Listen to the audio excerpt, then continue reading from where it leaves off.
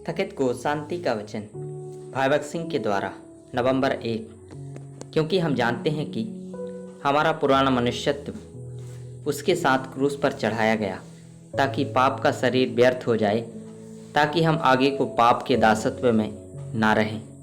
Romeo की पत्री 6 अध्याय का 6 पद। हमारे प्रभु ने जो कुछ भी किया है वह अनंत मूल्य का है। उनकी मृत्यु का प्रभाव सदैव बना रहता है। तो आप यह भी कह सकते हैं, मैं प्रभु यीशु की मृत्यु की शक्ति का दावा करता हूँ। यही विजय का मार्ग है। पर यदि आप स्वयं पर विजय पाने का प्रयास करेंगे तो आप ऐसा नहीं कर पाएंगे। प्रेरित पौलुस 2 कुरिन्थियों 4 अध्याय का 10 पद में कहता है, हम यीशु की मृत्यु को अपनी देह में हर समय लिए फिरते हैं कि यीशु का जीवन भी हमारी देह में प्रकट हो। ये आपका भी अनुभव होना चाहिए। कदाचित पिछले कुछ समय से आप अपनी इच्छा शक्ति से पाप पर विजय पाने का प्रयास कर रहे हैं, लेकिन आपको जल्द ही पता चल जाएगा कि यह सफल नहीं होता है। तब आप सच्चाई से प्रार्थना कर सकते हैं, अब प्रभु यीशु, क्या आप कृपया अपनी पद्धति का उपयोग करेंगे? मुझ में अपनी मृत्यु की शक्ति डालो और मेरी सभी इच्छाओं और निर्बलताओं के लिए मरने में मेरी सहायता करो, जो आपके लिए और मेरे लिए भी बहुत घृणित हैं। यही एकमात्र उपाय है। यह मत सोचो कि आप एक ही दिन में परिपूर्ण बन जाओगे।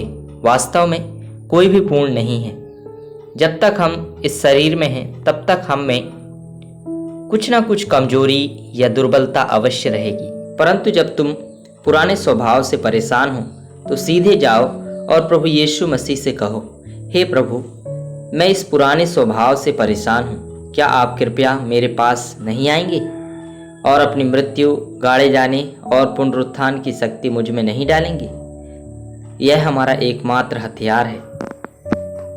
प्रभु यीशु हमारे पापों को क्षमा करने और हमारे पापों को सर्वदा के लिए दृष्टि से ओझल करके दफनाने के लिए मर गए। हम इस आत्मिक सत्य को कुलुस्सियों की पत्री 2 अध्याय का 12 पद और रोमियो की पत्री 6 अध्याय का 4 पद में पाते हैं। शैतान हमें हतोत्साहित करने के लिए हमारे पिछले पापों को खोदता है, विशेषकर तब जब हमारा विश्वास डगमगा रहा हो या जब हम मुसीबत में हों। वह आपसे कहेगा, हाँ, प्रभु यीशु मसीह तुम्हें क्षमा करने के लिए मर गए, लेकिन क्या आप निश्चिंत हैं कि उसने आपके सभी पापों को क्षमा कर दिया है? उस पाप के बारे में क्या तुम्हें नहीं लगता कि अब तुम्हें इसका दंड मिल रहा है? ऐसे समय में दुष्ट की बातों पर ध्यान मत दो, परंतु अपने हृदय से विश्वास रखो कि आपके सभी पाप क्षमा हो गए हैं और उनमें से सभी सर्वदा के लिए गाड़ दिए गए हैं। इसलिए हम निश्चित हो सकते हैं कि परमेश्वर फिर कभी हमारे पापों पर दृष्टि नहीं डालेगा। आप शत्रु को डांटते हुए कहते हैं, शैतान, मेरे पीछे जाओ।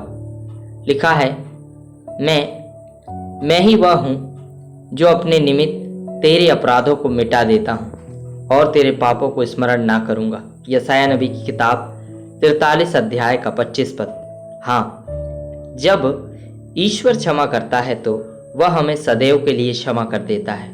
प्रभु यीशु मसीह का गाड़ा जाना हमें यह आश्वासन देता है, जब प्रभु यीशु मसीह हमारे बीच आते हैं तो वह हमारा जीवन बन जाते हैं और इस प्रकार हमें अपना दिव्य स्वभाव प्रदान करते हैं। उनका प्रेम, धार्मिकता, शांति, आनंद, शक्ति, बुद्धि और पवित्रता आपके पापों को क्षमा करने, उन्हें गाड़ देने और आपको उनके दिव्य स्वभाव का भागीदार बनाने के लिए प्रतिदिन उसे धन्यवाद दें।